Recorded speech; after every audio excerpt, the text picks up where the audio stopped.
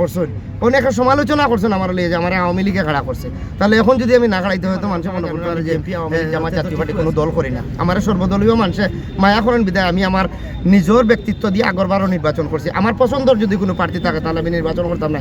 আমার যদি ব্যক্তিগতভাবে পছন্দ না লাগে আমি আবার নির্বাচন করবো। কারণ আগে আরোটা কারণ আছে, আগে অনেকে মনে করতো আমার আখটাইতো না, আমার তো কেউ খাড়াও হইতা না, খাড়াইও না হইতা না।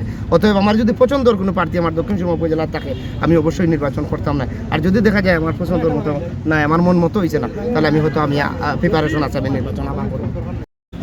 দক্ষিণ সুরমা ফেন্সিগঞ্জ বালাগঞ্জর আপনারা জানেন নবনির্বাচিত এমপি পদপ্রার্থী আমরা মালিক ভাই এমপি নির্বাচিত হয়েছেন এবং আমরা আশা রাখলাম যে আজকে সম্ভবত আমরা দলীয় মন্ত্রী বিশেষ করে আরিফুল হক চৌধুরী এবং মুক্তাদির ভাই ওইখানে আইতা, তো ও আশায় আমরা আসলে একটা মিলন মেলা হিসাবে আমরাও আইছি যে এই মিলন মেলা শরীফ হওয়া এবং এই মিলন মেলা একটা সাক্ষীও আল্লাহ কিয়া আমরা এখানে উপস্থিত হয়েছি এবং আশা করি সব রেলেই আমরা ইফতার করতাম দক্ষিণ সাধারণ জনতা সহ বিএনপির ফেন্সিগঞ্জ বালাগঞ্জ এবং আমরা এই দক্ষিণ সুরমা মিলেই আমরা একটা মিলন মেলাও আমরা ধন্যবাদ জানাই যারা আয়োজন করছেন তারারে যে আমরা এত বড় একটা সুযোগ করিয়া দিয়েছেন। বিশেষ করে নবনির্বাচিত এমপি এবং মন্ত্রী সকলের লগে যে আজকে আমরা দেখইব একলগে ইফতার করতাম পারবো, এটা আসলে সৌভাগ্যের একটা বিষয় আমি মনে করলাম।